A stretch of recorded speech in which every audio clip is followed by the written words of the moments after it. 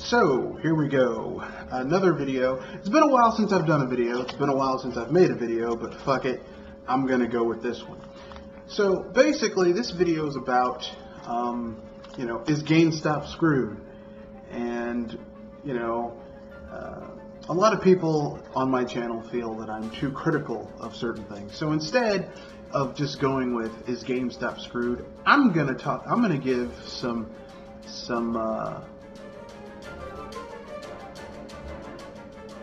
options, some things that could happen that could leave GameStop still in business after the fact. So without much ado, let's get into it with option one.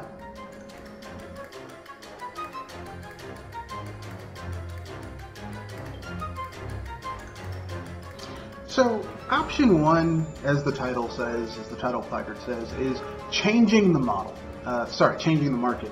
So basically, the big thing about GameStop, one of the reasons I feel that they've lost so much money, is that basically there's three things going on. Basically, the first one is you've got a lot of gamers are moving towards digital distribution as their model for getting their games.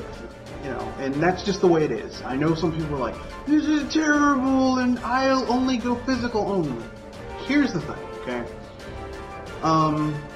By that metric, we never should have moved from, Netflix should have stayed using DVDs as their model. And, they still have that option, I think in some places where, the internet infrastructure sucks. But by and large, if Netflix had never gone to a digital model only, heavily, primarily, they'd be screwed, right? So, I mean, that's the wave of the future, is digital distribution. I know some people are going to get angry, but that's just the way it is. And also the second reason that GameStop's lost $647 million is because there's market saturation. What I mean by this is that there's too many GameStops in a given area. For example, where I live, okay, I live in a suburb of the DC metropolitan area, okay? Where I live, there is a Mills, which a Mills is like a super mall, okay? It's huge, okay? Near the Mills where I live, okay? In the Mills, there used to be two GameStops, okay? One on one end of the Mills, another on the other end of the Mills. Plus, there's another GameStop on a satellite shopping center that's like literally you could walk from the Mills to that shopping center. So that's another GameStop. Then there's another GameStop on the other end that's further away, but you could still walk to it from the Mills, okay? Then there's another GameStop on the very border edge of like the entire area. It's on the edge of the Mills' influence, okay? That's 5 friggin' GameStops. Now, since then, they've shuttered like 2 of them, but that's too many GameStops, okay? It's kind of like that thing where you have a McDonald's, like where you have too many McDonald's in one area, so you'll have like one McDonald's in one place that's like close to a movie theater, and you have another McDonald's that's maybe like 5 minutes away from that one, and then you have another McDonald's maybe close to where you live. So theoretically, you could get something at each of these McDonald's and get to your house, and everything would still be warm. That is bullshit, okay? That's total bullshit. That's market saturation. And GameStop has that. GameStop has market saturation. There's too many GameStops in certain places, and they're basically, it's the serpent eating itself. So thirdly, and most importantly, GameStop's business model of doing trade-ins only and stuff like that, it's too much. It's too much. So here's the first way that I've discovered, in my opinion, to fix that. To fix that whole, and the first way is to change the market. So basically, the way GameStop's business model is now is that each store has its own inventory, and they have to meet a certain amount of sales, which are then sent up the chain to headquarters, and then it's redistributed, and that's how people get paid. And they have to meet certain goals, a certain amount of subscriptions, a certain amount of sales, They make the vast majority of their money on used games. Like, they'll buy a used game from you for, like, let's say you paid $60 for the game. They'll buy it from you if it's like a hot game for like $20 or $30 or $40. Maybe give you a trade-in value of $40, $50, $45 if you're a membership, whatever.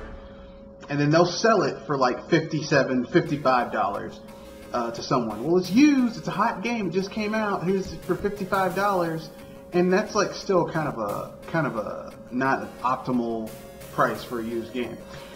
So essentially, that's how they primarily make their money. Like, they bought the game from you. They gave you like a $20 trade-in value, not cash. Cash, it's even lower than that. Cash, GameStop's like, oh, this is a $40, this is a $60 game. Cash will give you back $20. I mean, like GameStop's almost insulting with how much money they give you back. Not that I have done cash trades at GameStop, because I don't, but I have friends who do, and it's like I've been with them up there when they're trying to get their money back, and it's, oh god, Jesus, ooh, man, GameStop is not nice. But so basically, they have to change their market. So what I mean by this is that the first thing they'd probably have to do in this option is shutter about 75% of their stores, and then just have stores, like have one store per area, right? So if you have a store near a mall, that's what you got. That's your main GameStop, right? Because the mall is going to have a lot of foot traffic, stuff like that, especially if it's an active mall and people are there. And from there, you know, like, from there, that location is just going to be your primary location. They're going to have to maybe have a distribution point that's going to ship the games out. The stores are going to carry a certain amount of inventory, but if you want something else, they can order it for you and have it at the store, and that's how you get your product.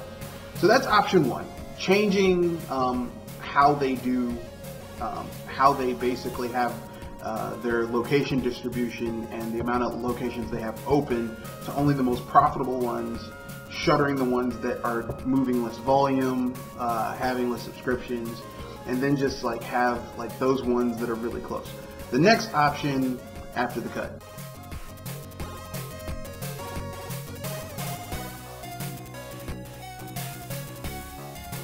So option two is changing the model. So basically, GameStop's model, how they basically made their money was, the big one was buying your used games at a significant discount or giving you in-store credit, and then selling it at a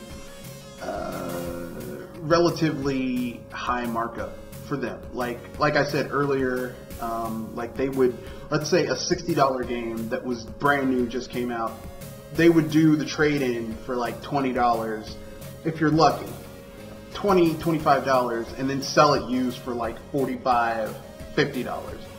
So basically, that game, I mean, games like cars, as soon as you open a game, it has already begun to lose its value.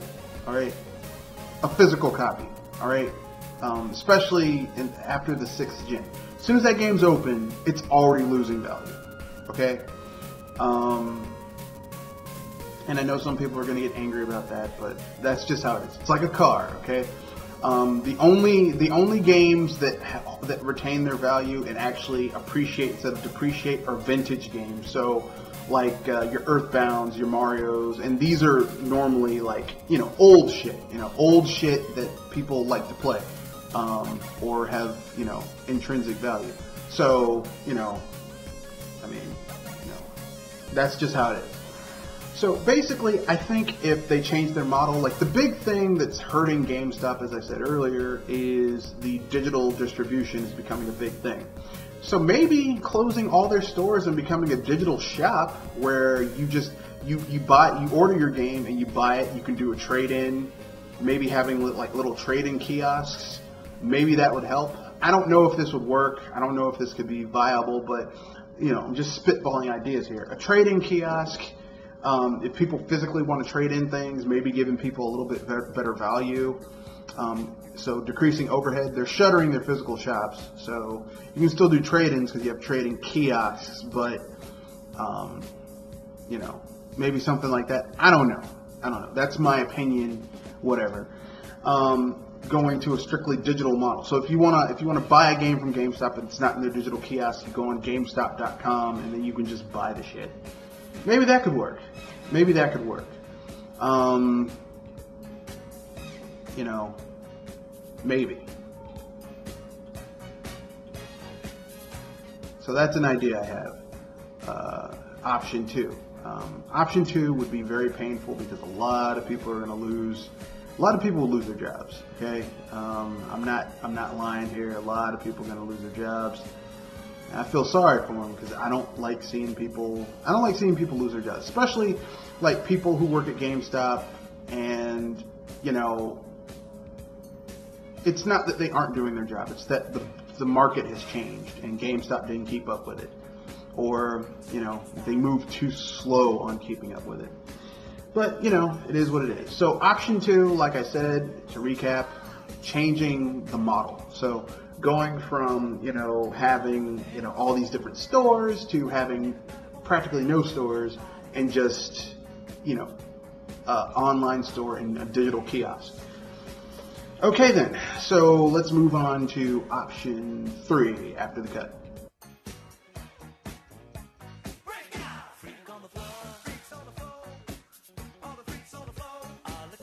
Okay, so now we're moving to option 3. Now, option 3 is the best case scenario. This is like, you know, everything has changed, everything is perfect,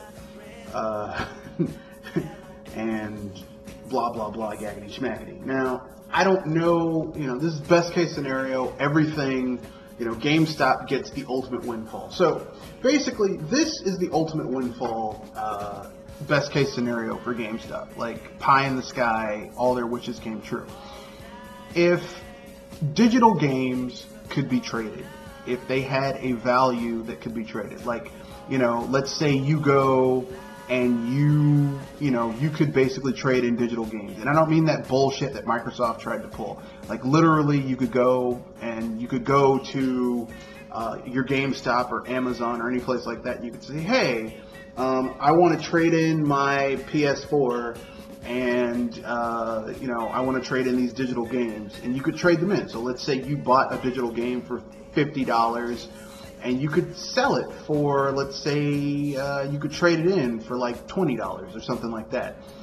If you could do that, that would greatly, you know, GameStop could trade in digital games. And if GameStop could trade in digital games, they wouldn't have to change their model. They could still have physical stores, but you could also trade in games digitally, which actually would be kind of cool. I mean, could you imagine just going and trading in a game digitally? No bullshit, just, yeah, I think I'll trade this game in, fuck it. Wouldn't that be cool? And if that could happen, they could trade in games, which would be very good for,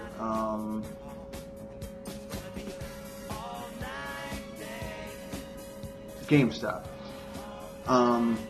Could it happen? I don't know. This is pie in the sky type stuff. I don't see it happening. I mean, it would be cool if it did, but probably not. Like I said, it would be cool if you could do that, but probably ain't happening.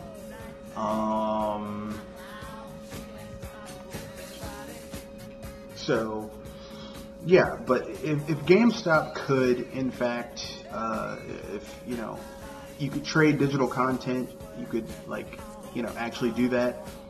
Like, I played this game, I don't want it anymore, or I played Breath of the Wild, and I want to trade in the game and the season pass.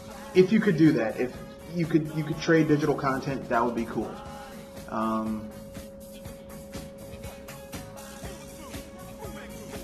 But, I mean, could that happen? Probably not.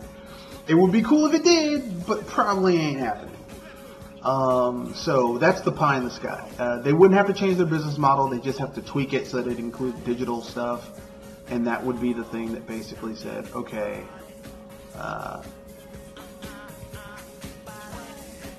that's the shit that changed everything. So, yeah, those are my 3 options, and I'll get to the conclusion after the cut.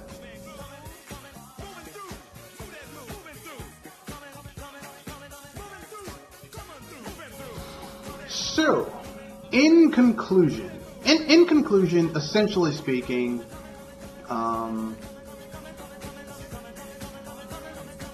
those were my options. The first one was changing the market. The second, which entailed basically them doing kind of a thing where they essentially shutter a lot of their locations that are oversaturating the market, and then basically focusing on the really profitable locations, and then moving to a kind of a hybridized, also having an online store type thing.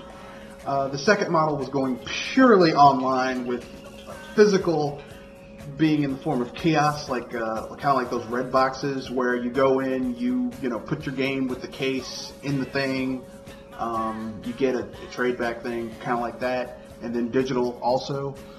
And then the third option was basically somehow pie in the sky, them getting the ability to use people gaining the ability to trade in digital content.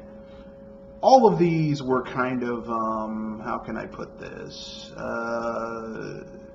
unlikely to happen. It would be cool if it did. I know some people would be really happy about it, but highly unlikely to happen.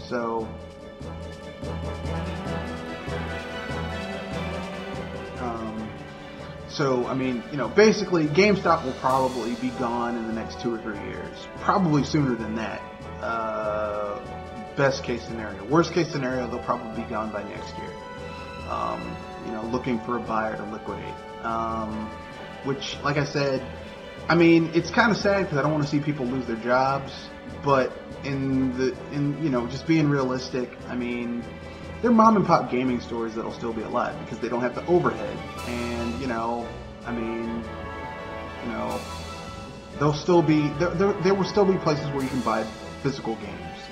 The prices will be the same. It's just GameStop's fucking people over with their sales numbers will be over, which is good because, I mean, those trade-in prices were, whew, I mean, it was almost insulting how GameStop charged people for stuff. So, tell me what you think. Tell me what your thoughts are about the whole thing. This Saturday, 7:30 p.m. to 9 o'clock p.m. Eastern Standard Time, we will be doing a podcast, the BS Busters main podcast, where we'll be talking about all types of cool things. Tell me what you think. Remember, rate, comment, share, subscribe, and all that fun jazz. You can reach me at Mr. Red Fox Matthew Wesley at Twitter 91. At Mr. Red Fox 91. You can also reach me on, I have a Gmail, Mr. Red Fox, bsbusters@gmail.com. So, yeah, I mean, I'm always up for a challenge. So, if you would like to be a member of the podcast, a guest on one of the podcasts, if you would like to